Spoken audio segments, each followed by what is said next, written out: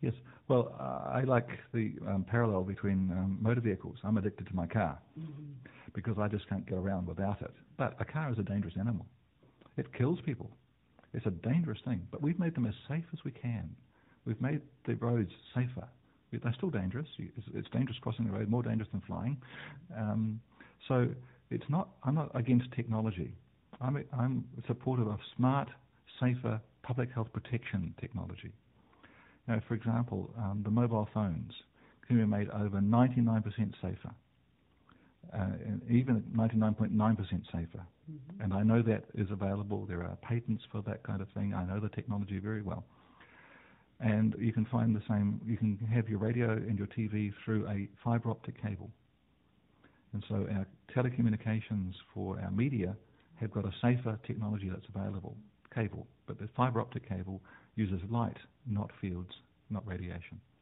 So we're using the atmosphere as a cheap mechanism for transferring the signals. It's more expensive to use wires and fiber optic cables, but the technology is available, and we should, in our cities, as much as possible, move our signals into cables so that we're not irradiating genotoxic signals into our community, drastically increasing our cancer rates, all the cancer rates. And I go further than that and say one of the problems actually is in the home. Electricity is a wonderful thing, all the appliances, but I find in homes the fields can be 20 times higher in some homes than others. That means the cancer rate can be 20 times higher in one homes than others because the wiring in houses is now in multiple studies associated with cancer. And so energy efficiency, passive solar, all those lovely things that we now know how to do. And we've only known passive solar for 3,000 years. The Greeks used to use it. And that's why I go back into the history and find what's the history of that knowledge. That if we can use the natural solar cycles, the natural thing of shady trees, that somebody comes and takes a leaf off in winter so that you can get the sunshine into your house in winter. The windows are larger on the sunny side of the season, and they're small on I would say the south side, you would say the north side in your hemisphere. But there are so many ways that we can use human intelligence to make our lives safer and more comfortable and cheaper. Because a lot of these things are actually far cheaper and don't use fossil fuels, don't cause global warming. And so the solutions actually solve so many environmental problems, the global climate problem and the human health problem, and a drastic reduction in our health pressure on our hospitals and our doctors. Because we should be into prevention, not treatment. And there's a strong pressure not to do that, because those who are producing the drugs and the chemicals are the same companies. And I'm afraid that most doctors don't know what I know. I'm an environmental scientist looking at environmental factors, and most doctors haven't got a clue what I'm talking about and what the research shows. It would be great if our medical people would become aware of this and encourage their patients to do much more healthy things, and encourage their politicians to protect public health, and so that we could then have warmer and healthier homes, safer transport, and a whole much lower cancer rate. Because the latest research that I've seen from other researchers is that the wiring in houses causes a drastic increase in a particular indicator cancer for very young children. 2 to 5-year-old children have this acute lymphoblastic leukemia. And it only occurs in populations after the wiring in houses has occurred. It occurred state by state in the US. It occurred only in Africa in the urban areas until, etc. It occurred only the Gaza Strip after the wiring went in. So this, when you track that cancer, every other cancer goes up in parallel with it. And it's risen by a factor of over 10 in the first half of last century and continued to go up since then. It implies that over a factor of 10 of the cancer is avoidable. Now that would make a drastic improvement in our homes and in our hospitals, wouldn't it? And in our costs and in the taxes. So I think this information is very important for the economy, more than just public health. Yeah. And I'm sure that there's companies could figure out some way to make money from some of these things, since it's so important to them.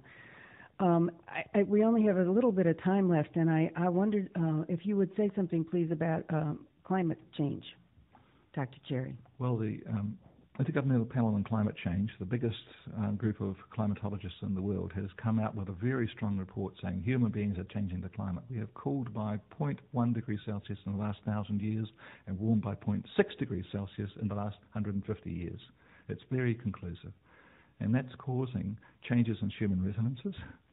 It's causing more floods, more hurricanes, more droughts, more out-of-season frosts. It's causing the movement of weather systems away from where there was reliable rain to less reliable rain, where there didn't used to be floods, but there are floods. So what people have done for hundreds and thousands of years is now having to change. So where you could grow grapes, you can't anymore, and things like that.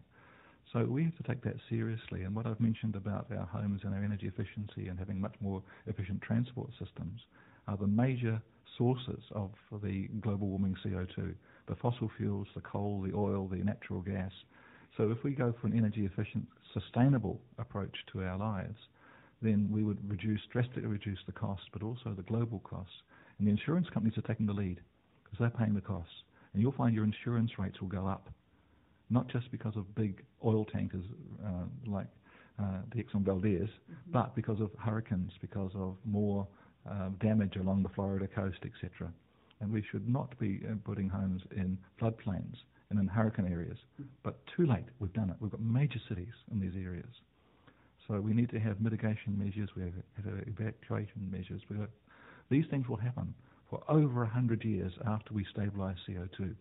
The longer we take to do that, the longer these will go into the next generation, the generation after that. Well, there is so much evidence and so much denial at the same time. Are people in New Zealand or in your travels around the world, do you find that people, the general public, is at all taking what you have to say and your findings seriously, Dr. Neil Cherry? When I've explained it carefully to groups, then it's taken quite seriously. But the officials are a filter to our politicians. And if they filter out this evidence, then the politicians haven't got a clue and they don't make good democratic decisions. So we need to have a way of getting past the officials to the politicians. And I think the media and your program is a very important role for that, because I can quote the papers, I can show the papers, I can show the analysis, and there are scientists around the world in all these areas, in energy and energy efficiency and health effects and epidemiology, that have published this material, and they can support this information.